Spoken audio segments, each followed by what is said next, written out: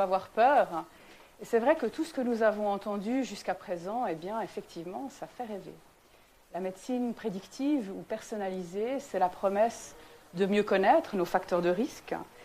C'est la promesse de mieux être soigné, de courir moins de risques, d'aussi pouvoir mieux nous autodéterminer, car avec plus d'informations à disposition, donc plus de liberté également, c'est peut-être aussi lorsqu'on voit les effets des changements de comportement, la possibilité d'améliorer notre motivation pour la prévention et se porter mieux par ce biais aussi. Donc aller mieux, être plus libre, avoir des moyens supplémentaires, c'est vrai, oui, tout ça, ça fait rêver. En plus, on le voit, la médecine personnalisée, ça ressemble à la promesse ultime de révolution que nous voyons tout autour de nous.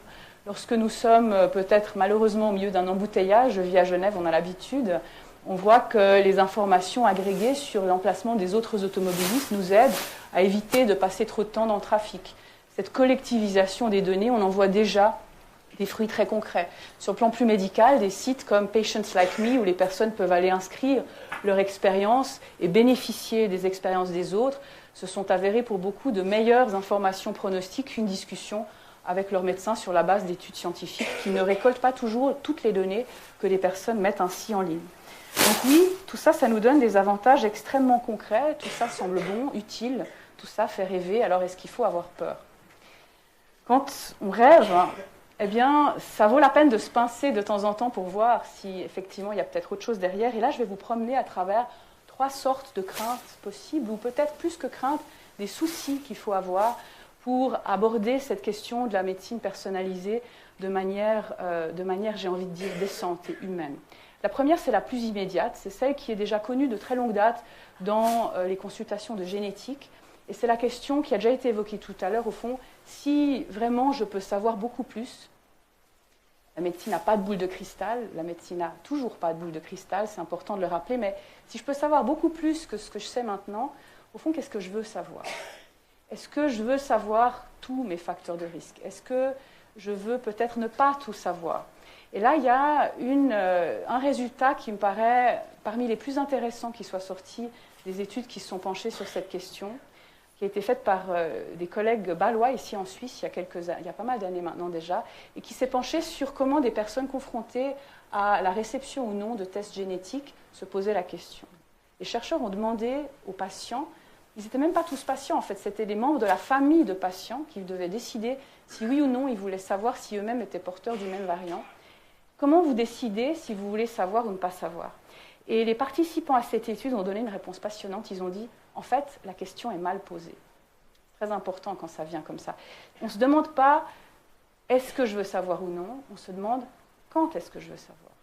On se demande, à quel moment de ma biographie est-ce que cette information m'est utile ? À quel moment est-ce que je peux en faire quelque chose ? Quelles sont les décisions que je ne veux pas prendre en connaissance de cause ? Justement, peut-être que ça peut avoir une valeur ajoutée. Et là, il y a toute une série de questions qui ne sont pas nouvelles, mais qui sont finalement des questions qui se multiplient, qui vont toucher de plus en plus de personnes, qui vont toucher de plus en plus de formes d'informations qui ne seront pas seulement génétiques, mais également de toutes sortes d'autres ordres. Il paraît que Facebook sait, à partir d'une 50aine de likes, prédire vos préférences, non pas seulement mieux que vos amis ou votre famille, mais mieux que votre conjoint et peut-être mieux que vous-même. Alors si on vous donnait accès à ce fichier, est-ce que vous voudriez regarder tout ce qu'il y a dedans ?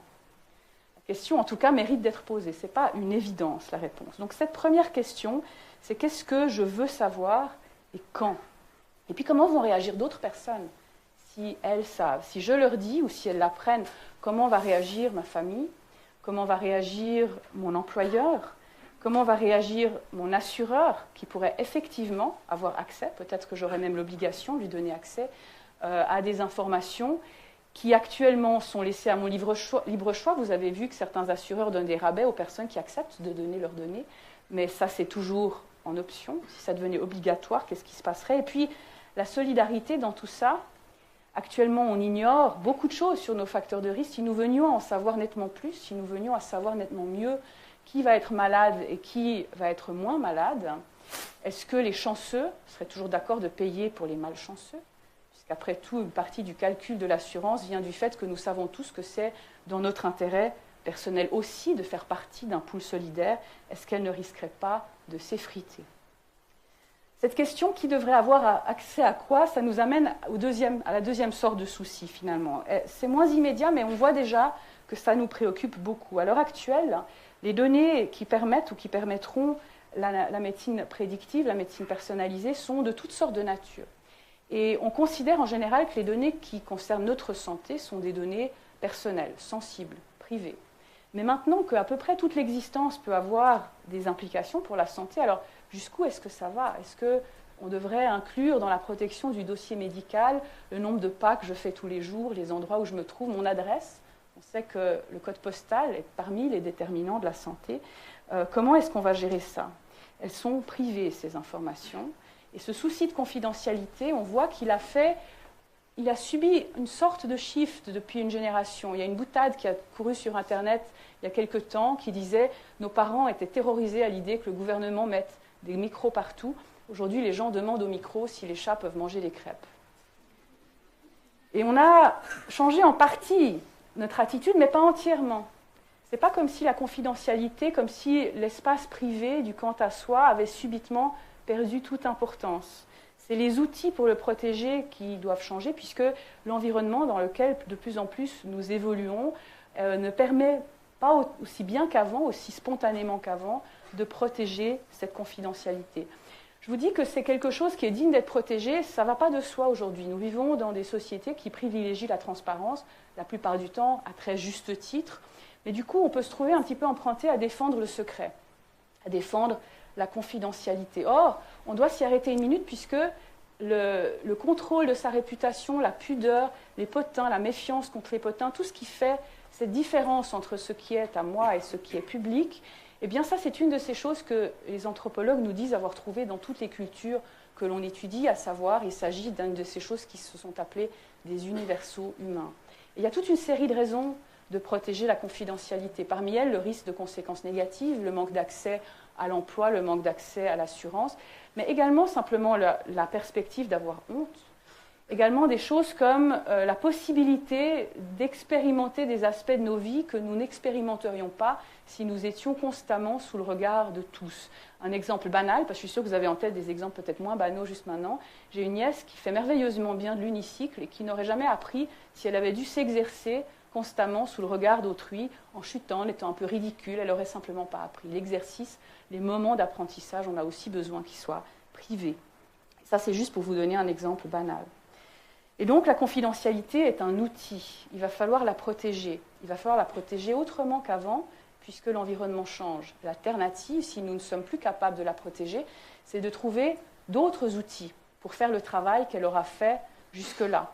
Dans les deux cas, ce sont des chantiers immenses, et dans les deux cas, ils sont inaboutis. Et donc ça aussi, ça doit nous faire réfléchir. C'est une deuxième raison de se faire du souci. La troisième raison d'avoir peut-être peur ou de se faire du souci, c'est quelque chose d'encore un peu plus fondamental. Les promesses de la médecine personnalisée, de la médecine prédictive, une partie sont déjà là, mais largement, elles ne sont pas encore là. Elles sont réalistes, mais elles sont encore irréalisées. Et donc, pour donner nos données et pouvoir faire réaliser ces promesses, il va nous falloir avoir confiance. Il va falloir payer à l'avance, en quelque sorte. Il va falloir avoir confiance. Est-ce que nous avons confiance? Et en qui? En qui nous demande-t-on d'avoir confiance? Face au big data, on parle parfois avec des métaphores éloquentes. On parle de nouveaux pétroles, de ressources de notre temps. Là, et ça, c'est un peu un problème parce que le hic, c'est que l'humanité, et peut-être plus particulièrement notre civilisation, quoique, eh ben, au chapitre de l'exploitation des ressources prometteuses, on a un petit casier judiciaire. On n'a pas toujours bien fait. La hâte à exploiter quelque chose de prometteur, pour le dire de manière sans doute simpliste, c'est souvent faite sur un tas de victimes. Il y a l'histoire de l'or au XVIe siècle, des personnes au XVIIIe, du pétrole au XXe siècle. Et si c'était cette fois-ci les données, et si c'était cette fois-ci nous? Alors, je ne suis pas en train de dire que c'est inévitable. Je suis en train de dire que c'est un élément auquel il faut songer pour réfléchir au genre de tort qui pourrait être causé si nous foncions tête baissée, en quelque sorte, sans nous poser la question des torts et des risques à écarter. Est-ce que nous aurions le pouvoir d'écarter les risques, de compenser ou d'écarter, d'éviter les torts? Peut-être, peut-être pas. Est-ce que nous aurons l'intelligence de savoir ce qu'il faudrait faire? Tous ensemble? Certainement oui. Et la chose qu'il faudrait éviter, c'est, au nom du fait que nous craindrions de ne pas en avoir le pouvoir, s'interdire la réflexion de ce qu'il faudrait faire. Je vous remercie beaucoup.